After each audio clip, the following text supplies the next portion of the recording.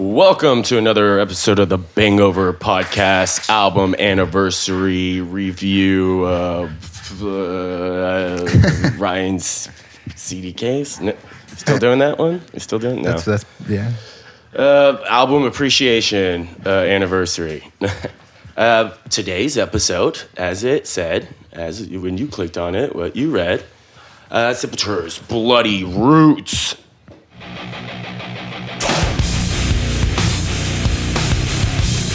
Go. Oh, love it. Every fucking song.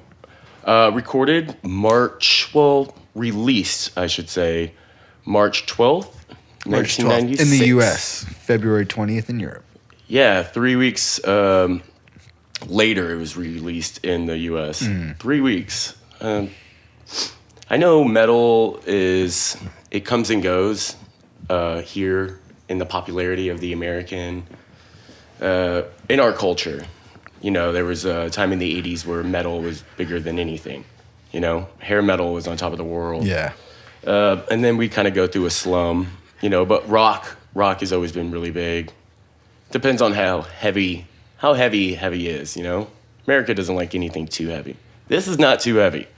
And this is something, I don't know, I think everyone loved. Maybe the hardcore fans didn't like it if you were more of the fan of like, but you know, the Beneath the Remains days, Arise and stuff like that. This was probably very different for you. And quite a surprise. But for me, looking back, the album prior, 1993, Chaos AD, you could see where we're heading. And, you know, around this time, we have this genre, nu metal, is coming up. We've talked about all the people that are involved in this album already in prior episodes, and we've talked about this particular moment in time quite a bit on prior episodes as well. But we've never got to one of the highest points of the nu metal, you know, echelon is this album, Sepultura Roots, for sure. Because this is like, it was there, but this is really when it's like, oh shit, this is something else, you know, or this is here to stay. And they did not start off as a nu metal band. I don't think I would call this a nu metal album, but I get it when, you know, it's in that time frame. So you're just gonna call it for what it is. Like Manson is nu metal, but he's also shock rock. 9 Inch Nails, we said this too. We'll slum them in with the nu metal repertoire of, you know, fucking Deftones. Yeah. Same way. Well, like you're saying, it's that shift away from their older sound to this nu metal sound, which is like their old stuff's really fast. A lot of like fast songs. Super fucking fast. And territory. And so and crazy fast. Like right now, we're just going a million miles per hour. I forgot to introduce us. I am Scott Allen, your host, as always. And with us, Chris Myers, super producer. Getting attacked over here. We do have dogs, and hopefully you won't be able to hear them. Maybe we'll change the name of the podcast to the Doghouse or something. The like Doghouse, right? Yeah. Dog Records. I don't know. The Dead Doghouse is what it should be called, because it'd be hanging up fucking in this crisis when, you know, there's no meat on the shelves. When people are ransacking grocery stores, I'll kill a dog to survive. Oh my God. You heard it first, folks. Scott Allen will eat. I don't know. No, I will not eat dog. I'll be vegetarian. Condones that. I don't think so, but I'll be a vegetarian before I eat a dog. That's for sure. Yeah. That's just me personally. I'd use the dog as a resource, like to get food. Yeah. You know I don't know. I think they kind of lost their ability to hunt once we domesticated them. I'm sure if things hit the fan, they're going to be just... You're telling me that French Bulldog is going to help us in any way? That son of a Give bitch away a location. Will chase a squirrel to his death. He will sit at the tree and wait for the squirrel to come down. Okay, you know? Okay, that's for sure. That son of a bitch will be... So Jack and Charlie with us, so we got joining this episode of of one of my favorite albums of all time. Not even metal albums, just one of my favorites. What was the first time you heard Sepultura? Can you remember? Or is it just kind of like it just came along with everything else? Yeah. You learned about Motorhead, Black Sabbath, It's kind of just Slayer. in the blur of like stuff. Sepultura, yeah. I mean, it definitely, I believe, was like this album, like this song in particular. But I don't know what like time that was, you know, because this was that song we just played, Roots, was like a really prominent song. I would say like of their catalog, like of this album too. It just like It's a song it they have to ushered play in, like every you're time they saying, play live. that new metal Yeah. sound. It kind of was like around that time. What I mean, Is it weird that it's not my favorite song on the album? Maybe it's because it's the most overplayed. Yeah. Is when someone talks about, I mean, it's you know, 96, right? And it's wanna hear March 96. Yeah. So it's like right where things are like. 94 was Korn's first album, and that's Yeah. where you could say it started. I'm sure this was already getting worked on, and these bands are just. I mean, it bringing was to recorded life. in Yeah. October to December of 95. So, yes, Korn and them are breaking, like, stuff like that. And so that's why, I mean, it's like in that crest of the upward towards the new metal. Right. So, like, we haven't peaked yet. So they're still on that gain up of, like, all these bands are starting to, new bands are breaking. Sepultura, an older band, kind of adopting. Sixth studio album. Yeah, That's adopting this sound. sixth studio Or album. adapting Yeah. to the sound change, while like trying to still be themselves, adapting to the sound change, and then kind of ushering in that same sound change because they're detuning stuff. This song alone, being how simple that it is and groovy, and how like it literally is just that. I don't know. They put a lot more groove into the music at this stage. They deconstruct that one riff, like we heard as it breaks down. It just keeps getting heavier and heavier. Yeah. But it's literally like dun dun. Like it's the same. Yeah. Dun dun. It's like almost. It's really simple, and then dun dun dun dun dun dun. Like it's super simple riffs that just keep breaking down and breaking down. Something about the way it sounds though is just purely addicting. Yeah. Just even him just playing that riff by itself, what is it, like 3 chords? It's fucking you're holding your breath on that pause, just waiting for it to come back. And it doesn't get really too fast. It's just heavy. Well, it's what, like a lot of those new metal bands, they don't really go fast. Like not too many of their like big songs are songs that are like driving. They're more just like 140, 150, just because we're playing it live on stage. I can't even think of a fast new metal song. Maybe Static X, kind of. If you're gonna call Static X in the new metal, but I mean, for sure that was super fast. There's really fast. Really but fast. once you get, that's what I mean. Once it gets X. to that point, it is like industrial. Like when you take those like heavy riffs and just kind of like speed them up that fast. You start. That's how some bands started to progress. Like you start off as a punk band, and you just keep playing it faster and heavier, faster and heavier, and then by the end of it, you're a death metal band. Exactly, or you're a stoner band, or not. I mean stoner, but I just mean like I don't know. I mean kind of Red Fang in a way, where it's like riffs just get faster and faster. But it's and fast then they to be like fun. slow down. Yeah, it's fast. Like they only use speed to make it fun. Yeah. And that's how this album works too. They only speeds parts in songs up. It's just to there make are it some go, fast songs on this album. Cutthroat, exactly. fucking But like to that point, it is of their previous albums. It has more groove to it because of that point of slowing stuff down, making it heavier, detuning guitars. And it's the anticipation for when the speed comes too. There's a lot of space in this album. There's a lot of room. Did you know if you wanted to ask me, you didn't ask me because you're not thoughtful. First time I heard Sepultura was this album. And it was an album. Have you ever seen the CD? The way the CD looked? Like the outside actual the disc or the disc. Oh, I can't remember. If anyone is listening to this episode right now, you can Google the disc and see what it looks like. But if you see the album cover right now in front of you, you can those little dots underneath that person's eyes. Oh, it's that dot around it, and it doesn't say anything. I think real small around the CD. It's like read the fine print. It says like Sepultura's Roots, released in '96, produced. But other than that, it's blank. It doesn't say Sepultura's Roots. So This was a CD that was just floating around Justin's house. Just happened to end up on a desk somewhere, getting dusty, found it on the ground, picked it up. What is this? Popped it in.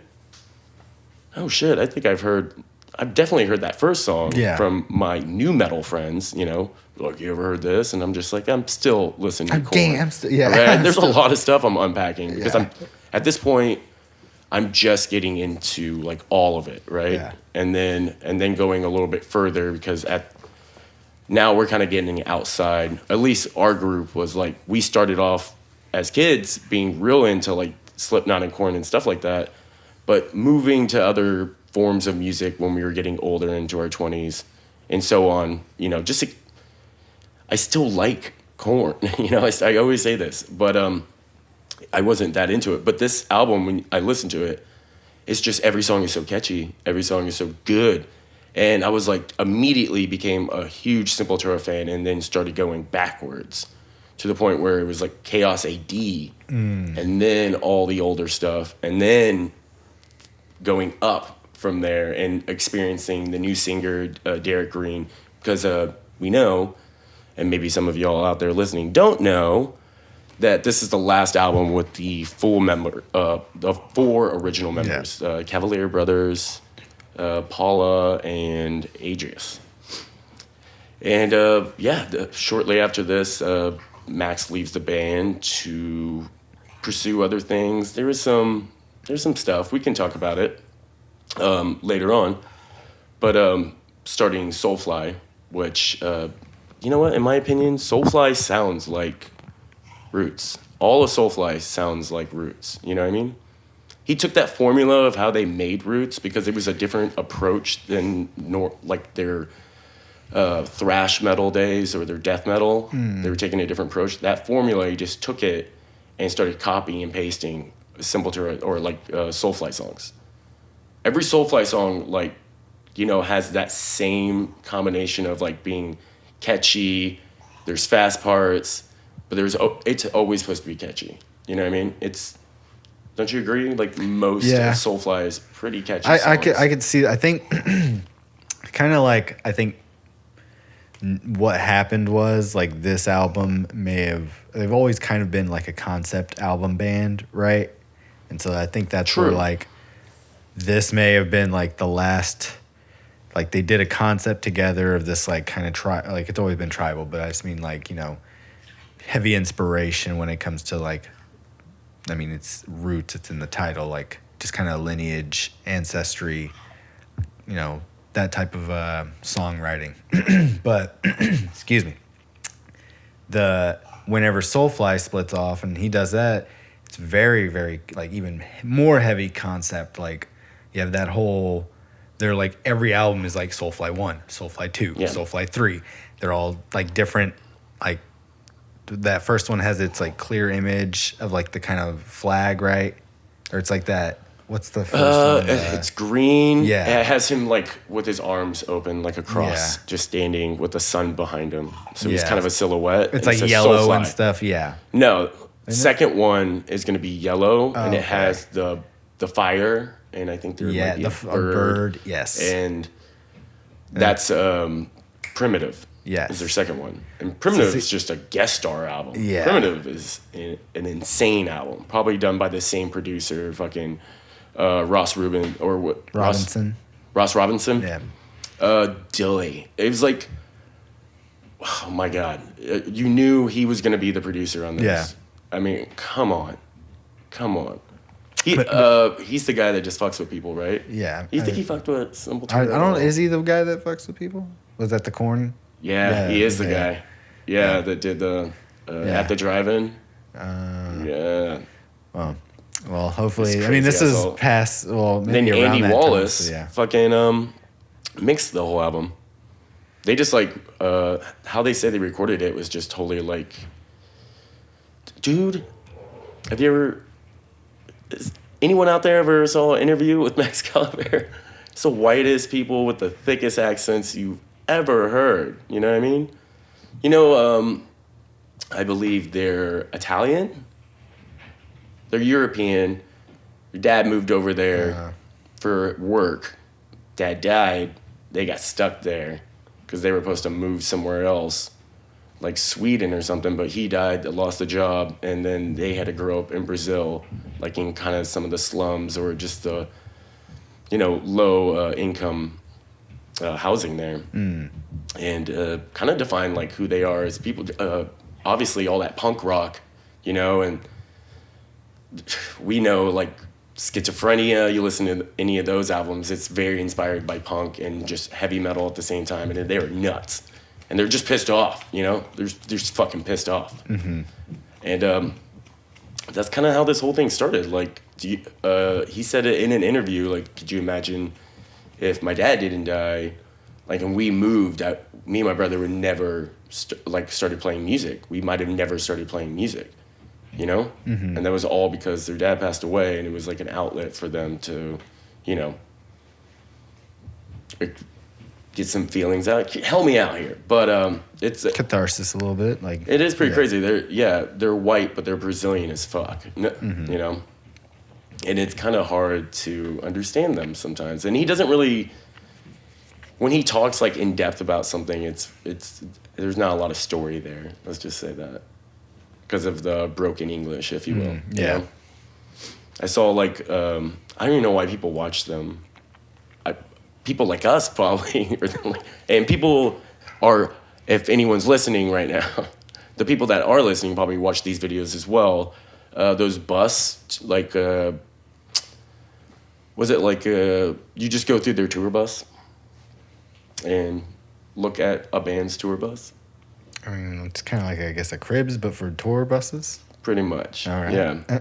You just checking out their tour bus, like check out. Look what I have. I mean, these Sepultura, buses are like rented half the time. So it was like Cavalier's, the Cavalier Conspiracies tour bus. Okay. Yeah, and they just telling them like, oh, this is the TV. This is where we keep the chits. But again, I don't know why people watch those. They're kind of boring. I've never seen one that was like really good, and I've watched a lot. Yeah. I'm always just like, well, I have like 5 minutes taking a poop. Might as well pop it on. I'm curious. I didn't learn shit about the band watching it. The funny thing was, this is kind of crazy. There was a really big argument. At this time, Max Calaveras' wife was manager of the band. And the rest of the band didn't really like that too much. And there was argument, there was a breakup. And that's why he left in 97, a year after this, after touring on this album. And then leaving because of that. I definitely knew that. But what I didn't know, that they didn't talk to each other for 10 years after that. Oh, yeah. They were pretty, I knew they were like really like, no idea. There was a lot of like bad blood. I didn't know it was that bad. Yeah. And again, they're not one to like really spew or like air out their dirty laundry. They don't. Again, they can barely talk. They can barely speak English. He could probably sing it to you. He could probably sing you a song, like what happened with him and his brother. But I didn't realize it was that bad. And it wasn't until, he called and he said he apologized. Igor apologized to Max, and they were like, you're my brother, it's been 10 years, that's fucking nuts. I thought that was nuts. And that's when they were like, dude, I think they played one show where they just played all the Roots songs. And right after that, Max was like, dude, that was awesome. Like, we have to get back together. Or it might have been the 20 years of Roots. So they went on tour for that, 20 years of Roots. So they played the entire Roots album. I remember them coming here, doing that, and I had no idea. I totally missed it. But after that, then it was just like, we should do more music together. Yeah. And hence the Cavalier Conspiracy. And 4 albums in. Now they're, still playing music together. I'm always surprised. I go and look, and I'm like, I missed 2 albums. Yeah. What? And dude, Max, what a fucking workhorse, man. That guy, there was a while where Soulflower was just putting out an album every year. Yeah. Just to go back on tour, crazy. Well, speaking of, what's our next song that we're gonna be checking out? We'll get more into this damn breakdown of Sepultura. We had so many to pick from. There's a lot of good songs. There's even a remastered edition, and we'll get into that. But oh shit! All right. Well, I think next is gonna be Rahatna Mahatna. Your favorite song? My favorite song. Something about it. I can't even tell you what's my favorite. But this song it holds up. Like, it's one of those songs I can listen to over and over again. And I think people that don't even like metal that much, like, can get into this song because it is. You'll hear it if you've never heard it right now. All right, you'll know what I'm talking about after this. All right, let's do it. Check it out.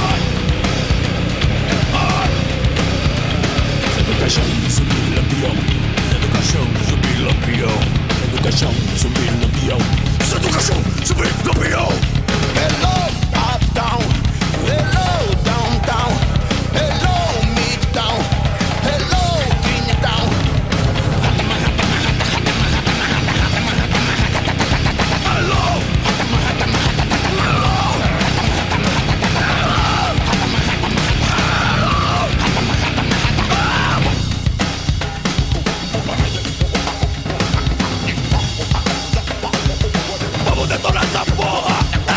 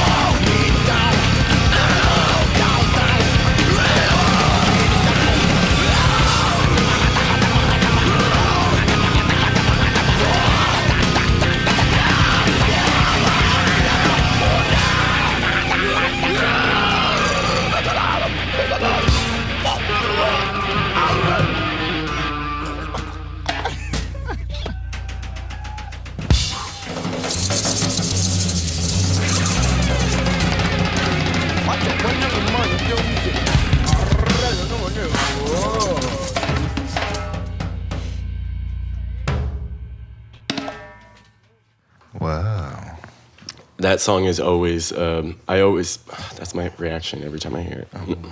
I just always want to listen to that song. Anytime I think about it, this is one of those albums, if I get even a little bit of one song in my head, I'll put on the entire album. But I'm constantly listening to this album on the reg, as the kids say, because it's one of my practice albums. Like on the pads, there's so many songs on it where I truly love, and some weird, wacky drum parts that I love to just dance with. Sepultura and Soulfly have been like some of my major like practice routine songs. Like I don't even know how to say this right now, but I find a lot of my style inside Max, because he was one of my inspirations getting into drums. How he played, the way he played, it was truly addicting to me. Anytime I hear him playing anything, the Cavalier Conspiracy, even later on when Max wasn't in the band, and we think about like Dante's Inferno. Shout out to Dante's Inferno, because we had to pick one album this fucking month because we couldn't just do all of Sepultura. I guess we could. We should have. But this month also is Arise. Arise came out this month as well, back in 1991, I believe. And then Dante's Inferno, and I want to say 2015. No, that's wrong. 2000 and something. But Dante's Inferno is one of those albums as well, where it's just like, oh man, so many awesome licks, great drum licks, man. Arise was 91. I was right. I know my Sepultura. When in doing research for this, it was more just refresher for me, because I've just become addicted to something like Sepultura, and I'll look up, like I'll seek out information about this band, interviews, how the album was made. Someone told me, and I hope we can get all this dog audio out of here, Chris. You're a fucking genius. Shout out to Chris, super producer, super engineer. And I think I heard when I was a child that it was Rick Rubinson had this idea. Rick Rubin? Rick Rubin. Whatever. I'm mixing names up. It's Robinson and Rubinson. I was making a joke. Well, I heard that like it was his idea to do Roots, and he wanted Sepultura to portray this idea. But going back and learning about the album, it's more that I was gonna say, it sounds like it's Max ideas. Exactly. It's Sepultura's idea to do this album, and base it around Brazilian culture, and everything about this album is about Brazil, and the things that go on there. There's in Rohat Mahatna, there's obviously a lot of tribal drumming, that's traditional in that area. Fun fact, Rohat Mahatna is an urban legend, like a urban legend story, like what they tell kids before they go to bed about this monster. You ever seen the music video? It's all in claymation. Pretty cool. Yeah, it's like a child's story, a bedtime story, a scary one. And they even like on some songs go and like record with actual tribes in the area. They brought a fucking mic out there and recorded some of that stuff to put on this album. I've seen them do weird stuff on stage. I've seen them perform this live on YouTube, and it was like at least 5 more drummers and one guy doing all that crazy like scatting. At first you want to think like, oh, this is probably like kind of inspired by the Jonathan Davis Scatmandu. We're doing a new metal album. We're working with fucking Ross, so he's gonna show me how to Scatmandu like fucking Jonathan does. I think it was just these tribal chants that they were collecting, and their culture and their music. It's ingrained into their society. It's their oldest form of communication and stuff.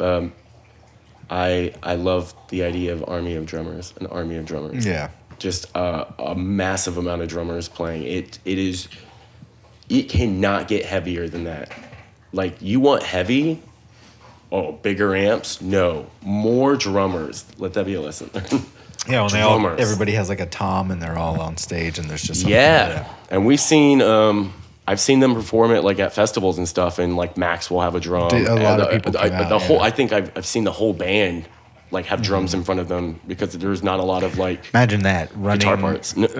That your half year tour van is just drums, toms that are going to be brought out to be smacked for one song. Dude, that's like Slipknot actually.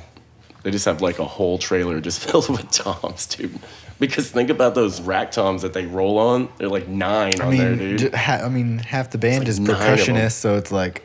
Yeah, it's pretty cool. Pretty good. A whole trailer of just drum stuff. I fucking love it. Cans, fucking whatever, you name it that they can beat keg. on. Kegs. I love the keg. There's like 4 kegs. I love the idea of the army of drummers. I think I love Sepultura and Soulfly so much because they always throw what they call like those reggae elements, those tribal drum beats and stuff like that. And I'm truly addicted to it because it's like the funnest stuff to play on a drum set, or try to play, because you can make up your own combinations. I can't do exactly what they're doing, so sometimes I'll just make up my own, and I can like learn how to like play with drums instead of like I need a guitar riff to play with. I can play with a drum beat with drums. Does that make sense? I know I'm nerding out about the drummer thing here, but whatever works for you, man. Yeah. And then speaking of like all that Korn stuff, we do have that one song on here, Look Away. Yeah. It's got a lot of guest stars on it. Who's all on it, Chris? I mean, you got DJ Lethal, Bring It On. Yeah, I heard Biscuit. I heard someone be like, DJ Lethal, I don't know who that is. And I was like, you don't know who that is? That's House of Pain's DJ. Yeah. Korn's drummer, Lethal. At least at that time, drummer, David Silveria. The original drummer. I love that guy too. I played a lot of those. A lot of my style revolves around him as well. Jonathan Davis as well is on it. And then you got Mike Patton on it. It's fucking like, so cool, yeah. Holy shit. And they went on tour with Faith No More, and that's when they, met Mike Patton. It's a cool song, like for what it is, but at the same time, it's not my favorite song on the album. It's a really cool song.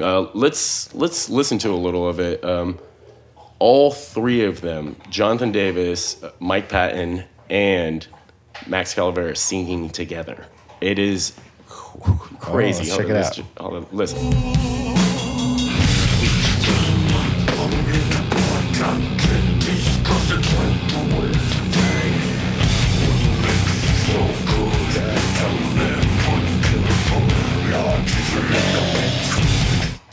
I mean, yeah, it sounds that is dope. Insane. Yeah. It is so cool. Yeah. It's one of, maybe not my favorite song on this album, but it is one of my favorite like parts. Is just the vocals on that. I think the song itself is with headphones. I think it's the slowest song on the album, as far as like when you talk about like detuned. Like, but it's still heavy. But yeah, it's heavy. I heard so many stories of, this is like 96, this album came out. So people are still putting decks in their car and like big old subwoofers and fucking power amps.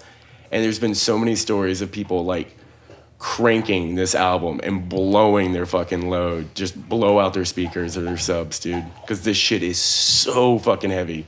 I mean, you turn it up to a point to where it is, like I always have to turn it down. Like it's one of the loudest things on anything.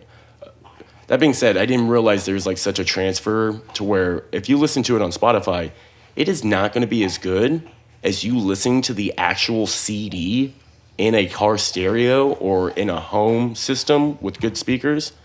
There's no way. Like a CD player, you plug headphones into that, and that's the best way you're going to hear it. It's going to be way louder. There's still a transfer. Mm-hmm. There's still a little...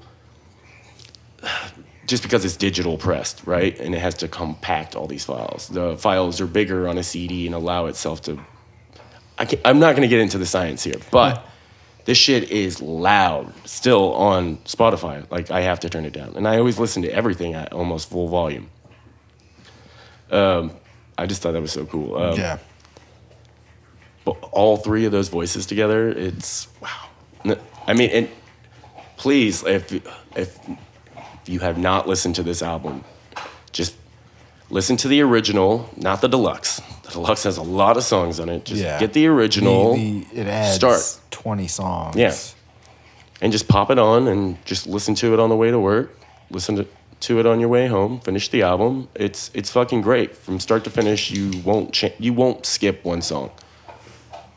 There's not one song you're gonna skip. Or I mean, sorry. There is actually a second release, The Roots of Sepultura, which is like that compilation. How many different releases there are? Yeah, I know. Yeah. That's actually the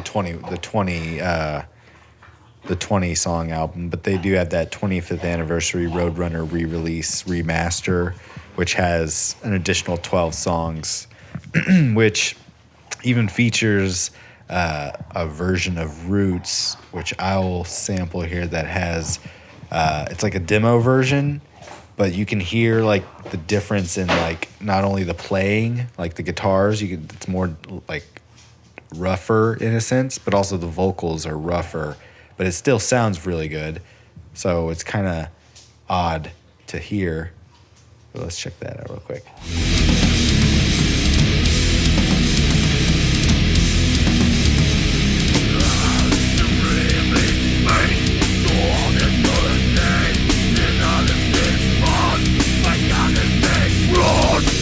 Whoa.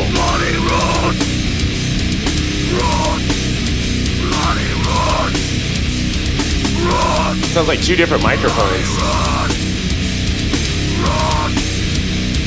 I think you can hear how the vocals are real dry. Yeah. They don't have that delay effect on it, and then even the guitars, like on this part right here.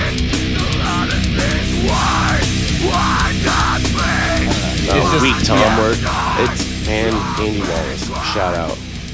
Great work every time. Every time, man. That shit sounds so good. It sounds really good. Let's say, even the demo of that is really good. Oh, yeah. So it's that it just shows that little bit that Rost that comes in and is like, I'm gonna kick it up an extra notch on the guitars, kick it up on the vocals, drums are gonna be that much more punchier. Probably demanded a better performance out of Max when it came to vocals, because he's very well known for that. Always demanding the best vocal performance. Yeah. And I don't think you don't have to worry about the rest of the band, because those guys are fucking monsters. Adrius going in there and just riff master fucking steady. You know what I mean? It's funny to like look at that second disc and be like, a lot of these are like, there's that Untitled, there's a bunch of like just instrumental versions of songs where it's like, he was just writing riffs. They came in there with skeletons and ideas and created this album. They didn't have an album and went in there to record. They created the album in the studio.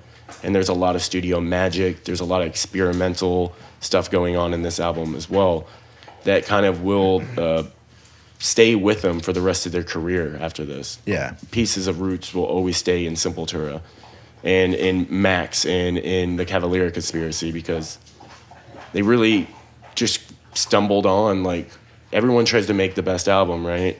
That's everyone's intention walking into the studio.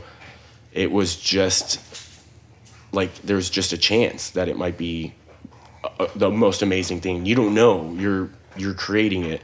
And then when it happens, stand back and look at it again. How many years has it been? At this point, I know. You look 24 years. Yeah. Or more. I mean, they did the 25th anniversary re-release. So it's been...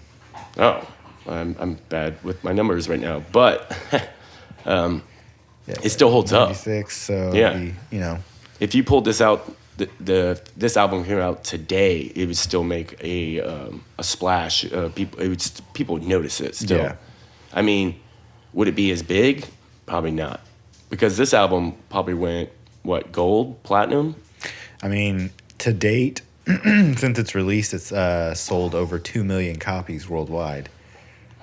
So I'm not quite sure what that million sold is. Something think when you get to like every Yeah. step. Well, let's So, just say that shit ain't it's- happening anymore. I would really hope people would go out and buy the new Sepultura album and support I know, them. we talked about that. Yeah. That was a great release, and That album should definitely sell 2 million, but I'm pretty sure it won't. we're past that age of selling. Dante's Inferno Like that, should so. probably have done the same, but does not. So Fun fact: Carlinhos Brown was as a Brazilian musician they brought in to work on like the musical textures and stuff, and he did significant contributions to it. He guided the arrangement of sections throughout the album, and that features the ensemble of the percussion. So like all of those kind of like flourishes of drums and stuff, Yeah, he added guided in there. He was the one that arranged it. the orchestra, yeah. the orchestrator. Max probably will gets credit for performing, but when arrangement, they brought somebody in to kind of guide this Brazilian influence. Yeah, a lot of moving parts. Yeah. Yeah, it needs a team of people to even be able to. You just gotta listen they to it wanted from to a get that- stand, like from outside. Yeah. It was playing. so concept. The album was such a concept album that they brought somebody in to help arrange it in the style Help of create the Brazilian concept, music. yeah. Exactly. Here's my So- idea. Help me. Exactly. Well, let's get into another song. Yeah. And This will be my pick. One of my favorite songs on the album. I mean, This can kind of you pick? influence, like, again, this Ross Robinson, the godfather of nu metal. This song kind of is a example of that. Just the groove and all that stuff. So the arrangement, straight everything. hate. Yeah. So addicting. Let's check it out.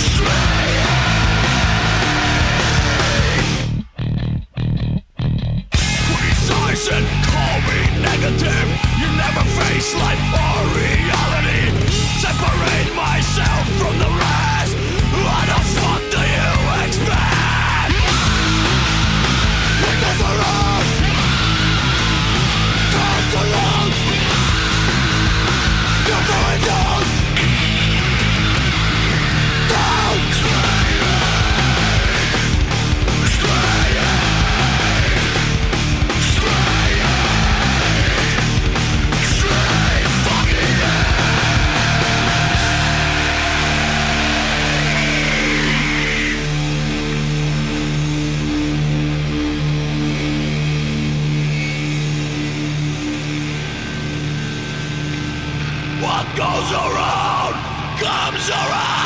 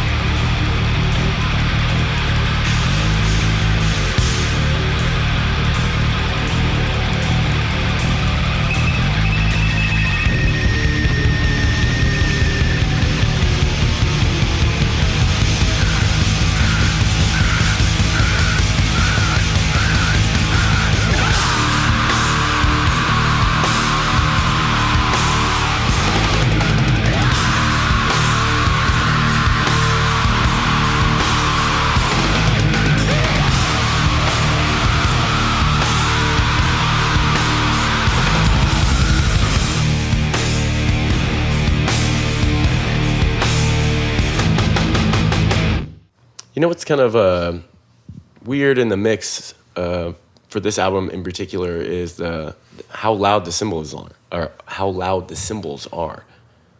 You ever notice that? That this just in the mix, they just feel like they're on top. I guess where cymbals should be, but when it comes to a lot of metal, and maybe it's kind of a modern thing, the cymbals are always kind of really lowered. Like, can't really hear. We talked about Deftones, how like there is no crash cymbals. Like their cymbals are But they're really there, low in yeah. the mix. They're just there to kind of like you hear it, but it's But not it's not like real present. Yeah. It's not in your face. You don't notice it that well. But on this album, they are loud. But I think it's because of the use of the cymbal. He's not using a lot of cymbals. And when he does use the cymbal like a crash, it's supposed to be pronounced. yeah. It's the point of the matter, you know? But it even comes down with the hi-hat. Like that open hi-hat is fucking quite loud in the mix, you know? Well, this is also, we're listening to the remastered version. So everything that's on, I think that's the enhanced. We're listening to the re-release, the Roadrunner re-release. That might have something to do with it. Yeah. I should have done better research and listened to all different releases, remixes, Other remasters. versions. Yeah. In this day and age, there are so many. You know what I mean? And It's also with what do you streaming, prefer? it's really hard. Like the streaming services have to double up on albums. You know what I mean? You have the enhanced the deluxe edition, deluxe- standard. yeah. Go look edition. at Nirvana's. Like We talked about In Utero. dude, there's just like the Fuck. regular, the I didn't even deluxe, know. super deluxe. Like there, I didn't realize, literally, yeah. and then there's the original. So there are literally like 4 different versions, And they're all being remastered in some ways. Maybe not remixed. well, it's just too like much, but more. It's like remastered. added material on each one, but it's like each one has their own separate sort of like listing in the catalog, so it's doubling up on songs in a way. True. You know what I mean? Yeah. Because the super deluxe has everything the deluxe has. It just has more. And the deluxe has everything the regular has. It just has more. And it's the same songs, like Yeah. re-release wise, mastering wise. because so it's like there's multiple Sepultura albums. I think like there's one that's like the Max Calavera catalog, and I think it's probably like 3 discs or whatever. But it's like these songs doubled, and sometimes that pops on my Spotify before Born Stubborn will pop up, or it will come up, but it will be that album, or it will be like the live version, like from one of their live albums, and I'm just like, it didn't pop up just the regular ass, Roots album. And like you were saying, it kind of doubles up on everything. Yeah, it's like I keep hitting skip, and then it plays that song again, and it's like, you son of a bitch. Just on a different album this time. Yeah. I luckily, we're only like to a point with Sepultura where we're getting these 25, we'll probably get deluxe anniversary, special release, it's kind of extended play. I'll look at their kind of chronological releases again, but I don't know what the next big landmark kind of release would be. I mean, they're doing Beneath the Remains right now, right? Well, Arise is coming up for it would be next year. Would be that's 91, 30 so years. That would be 20. Yeah. So 30. That'd be next year. The 30-year anniversary of Arise. So what you about may Dante? See a re-release of that. I don't know if they did a 25 for Arise, but I fucking love that album. Don't even talk about Arise around me. But then after that, you also get Chaos AD, right? So we're starting to reach the 30th anniversary of all these albums. Yeah. And all these albums are so perfect in their own ways. What an amazing catalog that they had, even ending it right here. What if the band just broke up and this was all they had? It would still been astonishing. Mm-hmm. It would still been amazing, and people would still be listening to it to this day. I don't give a fuck. I like the best way I've ever heard it was like, oh, now we have two. Now we have Soulfly and Sepultura, so we get more. I was like, that's a good way to look at it. Yeah, that's a good way to look at it. Oh, you're saying when it's split, yeah. Yeah, and some people are just fucking, I mean, also, there's fans getting fights over it. I mean, we talked about, during the Sepultura episode, you kind of had that divide whenever they left and stuff. There was fights. There were fights that break out at fucking shows because of it. But that's insane. It's such a good, I mean, if you're just a fan of that music in general, you have to, I mean, that's really, you're kind of picking sides because of your, heart and not because of, the music. If that's what, you know what I mean? Yeah. You're more a fan of this person than the music, really, because you're separate, you're not allowing yourself to separate the two or something where it's separate the art from the artist. Sepultura, you can't argue with me that Sepultura is not putting out good music without the Cavalera brothers. Some people would. But I'm saying I don't know. I just stopped listening. But at that point, I think those people are speaking more from a subjective sort of feeling and not or maybe objective, not subjective. Maybe not giving it a chance. Yeah. That's what I'm saying. They're not I admit, not only just not giving it not giving it a chance based on just because it's not them, or even not liking it, prejudging it. Those first couple albums are a little shaky just because you got to get. But it's Max left, man. Max was a huge part. You got to get your every footing. Person I know. What? I mean, you're just starting. Yeah. But I mean, to this point, even that first Soulfly album, man. I mean the last latest release, insane. The one before that, insane. Oh, yeah, they have just been. That's true. You can the last 5 Sepultura albums have been exceptionally good. I think so. But I think the same for Soulfly and for the Cavalera. Yeah. Nothing. Never pulled out an album where I was just like, bam, I don't care. I was like, no, it's cool. I like it. It's actually really good. Yeah. I mean, who knows what's going to happen next with Cavalera, because they're kind of just doing. Just do it whenever, however, if you can. A lot probably had to do around with one of a death of Max's stepson. I think Dean. I forget his name. Dan. Danny. I think it's Danny. Danny. Yeah. And a lot of Soulfly's concept has to do with that murder that happened, that tragedy, and they have a festival every year, I believe, in Brazil for it. Yeah. I'm trying to see. I don't know. That on top of arguments between brothers, a band losing their lead singer, it took a little bit of a rocky, it was a rocky time there, but at this point, we've really panned it out pretty well. You know what I mean? Yeah. I mean, also, they were doing a lot of stuff, too. I just was, like, going through his, I mean, Killer Be Killed. Oh, yeah, the Killer Be Killed, for real. Nail Bomb stuff, like... Oh, how can we forget Nail Bomb? Holy shit. Max is one of those people that works. Doing, I believe, a lot of work on the newest Body Count album as well. Ah. Yeah. Max is always, like, down to jam, He's, like, and he has this, the way he makes riffs, you know what I mean? It's an endless... Dana. That's his son. Sorry. Dana Wells. It was his stepson, but still, it was, like to your point, it was just a big turning point in the whole... Yeah, a lot. Everything. It's a lot. Everything was about that, you know what I mean? And then imagine, like, the acclaim and the success, I can't even say the word, of Roots. Like, did it hit the charts at all? Did it blow up here Roots? in America? Yeah. We're talking stadium tour.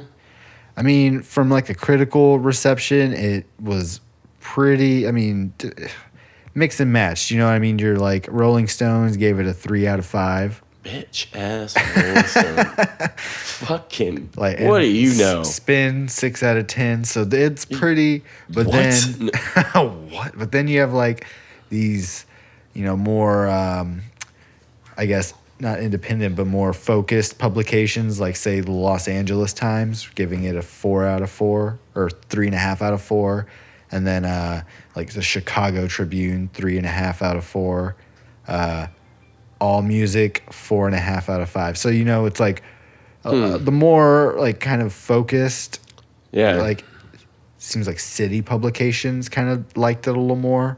And probably that's because you have writers for the magazine that are, or the newspaper that are probably younger. If you're writing for the music section of the local Chicago newspaper, you're probably going to be not, you know what I mean? Too critical about things? Well, I mean, you're probably going to be in the more, exactly that 2 point, but you're going to be like, this may be what you're listening to at that time. You know what I mean? At this time, 96, that's what's kind of the metal thing, and if you're for a little local new paper, you might I would say just find things a little bit, might judge it a little bit less. I would say Rolling Stones. Yeah. Go back, listen to it again to this day, Rolling 2020, and then tell me how does it sound. So does it hold up?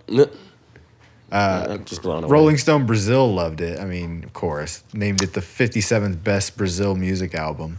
I thought of this like probably 5 years ago. Do you think, especially when the Olympics were happening in Brazil, I was like, doesn't Sepultura need to open this show up? It's Brazil's biggest band. Correct me if I'm wrong. Yeah. Is there a bigger band in Brazil? It's probably one than of their Sepultura? biggest exports, yeah. When Sepultura plays a show in Brazil, it's probably half of Brazil shows up, dude. I don't know. They played on top of a building in Rio with like helicopters and explosions happening around them. It was awesome. The Collector's Guide to Heavy Metal ranked Roots as the 11th best metal record of all time. Goddamn right. And speaking of... I would say, yeah. I agree. Kerrang awarded it second place in the list of 100 records that you have to hear before dying. Oh my God. And so these like metal publications liked it. And then Rolling Stone, John Widerhorn, that's who gave it a 3 out of 5, said Sepultura play a violent game of sonic overload. The band uses its catharsis as a creative force, funneling torrents of noise into a funnel of hate, and call the album a refreshing step forward in a genre full of bands that are creatively bankrupt. So he says it's okay, it's like a refreshing sound, but he's also he's kind of just talking shit on the whole thing, really. Okay. A whole genre that sounds like it's bankrupt. Yeah. He probably saw it for what it is. I don't know if they came out and said, hey, this is our new metal album. I just think that they... Like they were adapting to the... I don't think that either. I don't think that they were adapting. I think they worked with fucking Ross Robinson, and Well, that's his sound, he too. Yeah. made that sound. Yeah. They had this idea for a tribal album, not a made it. new metal album. made it, What yeah. the fuck does tribal and the things that they sing about have to do with this whole new metal thing? This whole album was made for Brazil, like, right? So calling it new metal is kind of a little just ignorant, I would say, because you're just seeing it from surface level, or just being like, oh, it's just one of those new metal bands. It's like they were never a new metal band, and this album was not created with that in mind. I don't believe. I think that sound formed around them because Yeah. of the production and The people, like you're saying, tuning it's in just- B or whatever the Yeah. fuck. You know what I mean? Definitely. Yeah. But I mean, they at that same point, it was like they fell into it, but they also Groove like metal.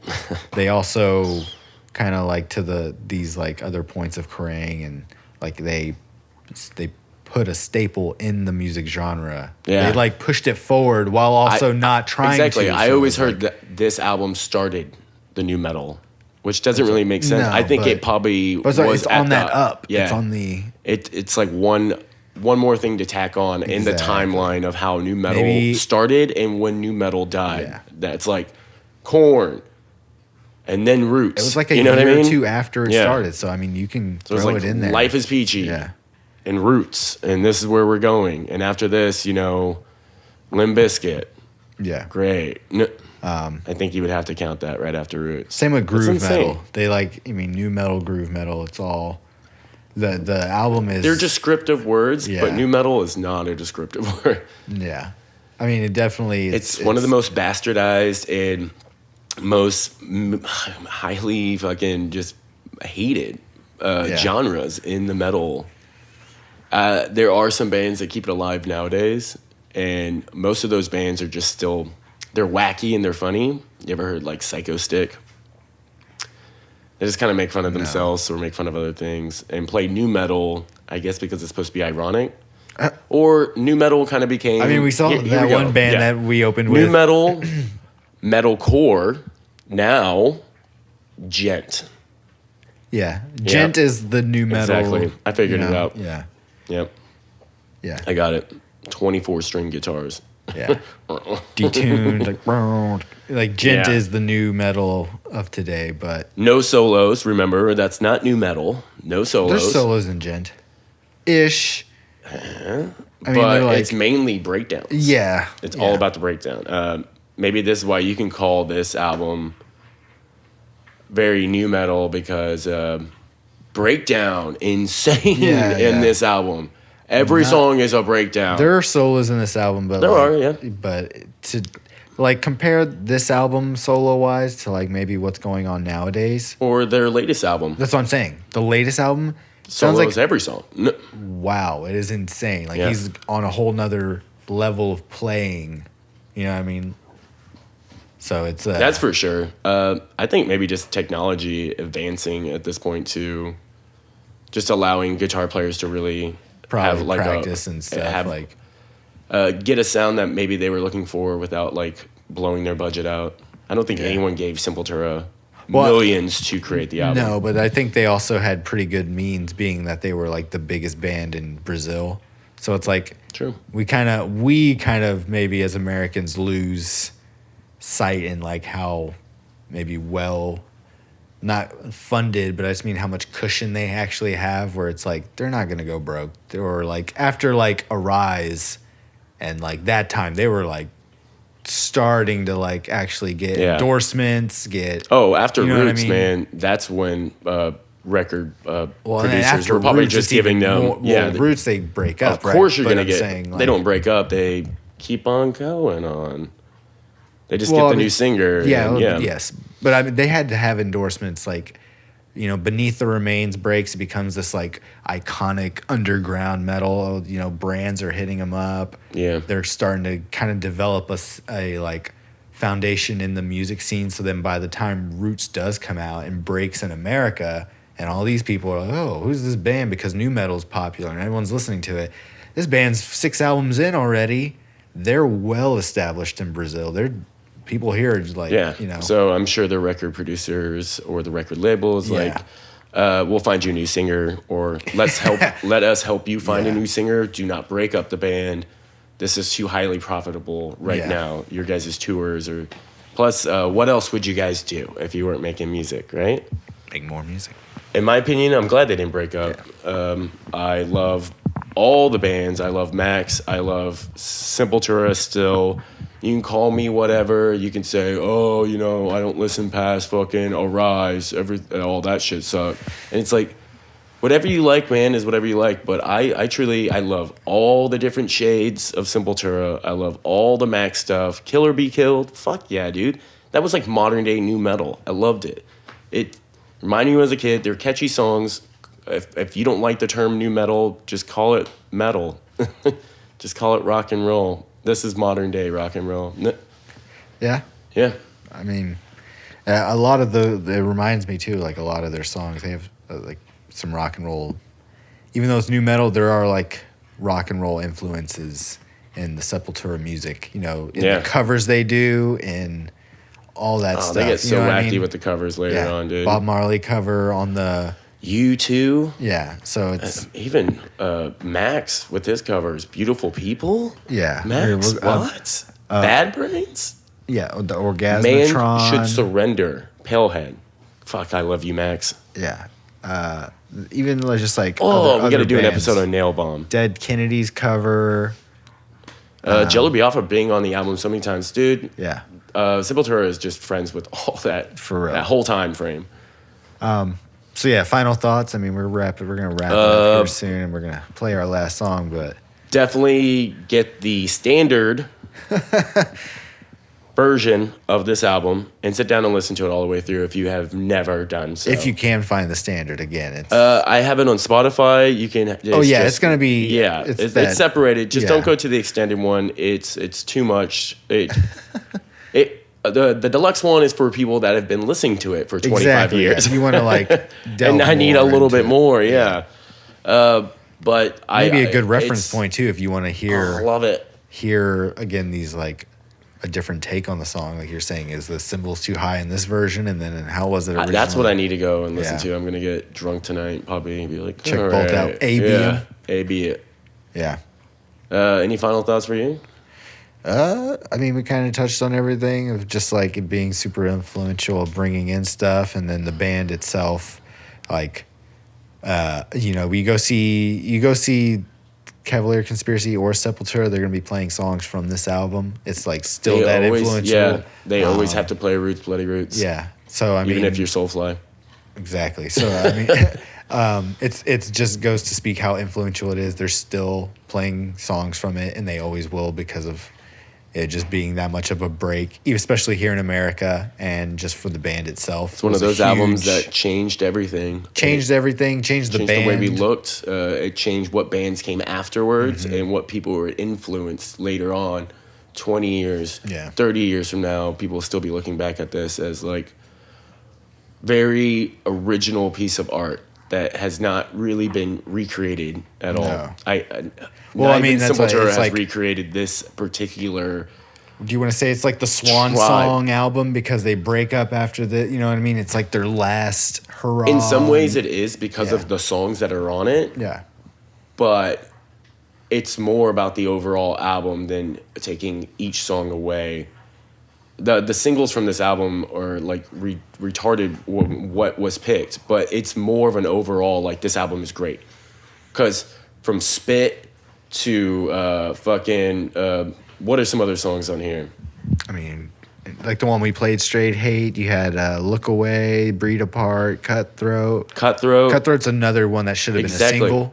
But I think because of they had a music video for it, so. But I think saying Cutthroat might be a. You know, the record label's like, no, that might not play too much on radio. It's always Roots, Bloody Roots is everyone. The Attitude and Rata Mahata were the reaction videos of people listening to Roots, Bloody Roots. Yeah. And I'm like, you really need to go on with the rest of the album. Yeah. Roots is such a weird song because of his singing on it. True, but it is the one song that just gets. It might be the heaviest song on the album. One of the fastest songs too, but his vocals are slow. Yeah. Bloody Roots. Everything else is going super fucking fast. Yeah. And that's why it's like not my favorite. And then other songs he fucking just spit fire on. But Spit on fire. yes, it is their swan song, to answer your question, but knowing about the album a little bit more, deep diving into it, I feel like it was this album that created a good cross between rock music, punk, metal, whatever you want to call it, and like earth tones, earth music, World music. World. There you go. Yeah. That's the term I'm looking for. Tribal World. influence, all that shit. There's some bands that do it, and I'm obsessed with when I hear them try. But this album gotta do nailed it it on good. the head. Yeah. It just nailed it on the head. Every song, and again, this goes on into formulas. Every Sepultura album has a instrumental breakdown song of reggae. Every Soulfly album Or just an has acoustic song, an or just something, acoustic breakdown song of getting to this tribal roots, because that's where this is. This is all 100% like the roots that what created them, you know, as musicians. What created Sepultura is like this culture, this music that they heard their entire life, inundated with metal. And I guess Swan Song, I would maybe call the new album their Swan Song, because it's like that type of work that they put into it to a point of insanity. I felt like this was something that needed to happen. I mean, Roots I guess needed to happen Swan because Song it was with always Max, there. because it's like this pinnacle, the high point, and then there's really nothing. They really don't even arise. Doesn't reach a critical reception of this. Chaos AD doesn't really. Chaos AD, I could argue, but I don't know. I don't think it reaches quite the critical, or not critical, but like the. Well, anyone that has any opinions on this, please leave them in the comments. Speaking Let us of know what's your plugs. favorite. Yeah. Obviously, you can follow me, Scott Allen. I'm going to do mine first at Scott Allen 133 on Instagram. And you can see all my band stuff, all the podcast things that I do as well. Yeah, we're probably going to be taking band stuff a little slowly. And more podcast so. episodes. We're going to stack them up, people. There's a virus going around. Oh, God, I told you not to bring it up. Oh, God. That's all anyone's talking about. Follow us on Instagram at BANGover Productions. Yeah. Follow us on Facebook at BANGover ATX. And then follow us on YouTube at BANGover Productions as well. You can see some live videos. We have the audio of just us talking. These episodes. We had to postpone our next comedy show, but we may be posting some footage from the first one to kind of alleviate, give some. It might be some downtime when it comes to live shows, so we might just be doing a lot more of these episodes. Yeah, we do got some other live stuff that is in the works, about to come out. Cortez's live set is pretty much done, so that'll be coming out. And a bunch of heavy as fuck album reviews we got some coming, more stuff because March is just filled with heavy music. Too much. Heavy. Yeah. All right. Well, yeah. Thank y'all for listening, and again, follow Sepultura. Yeah, go listen to this album. Tour is canceled, but just follow them on Spotify. We were excited. I don't know. We were gonna go see him, but we're gonna end it with Born Stubborn. So fuck yeah, another good one. Here we go.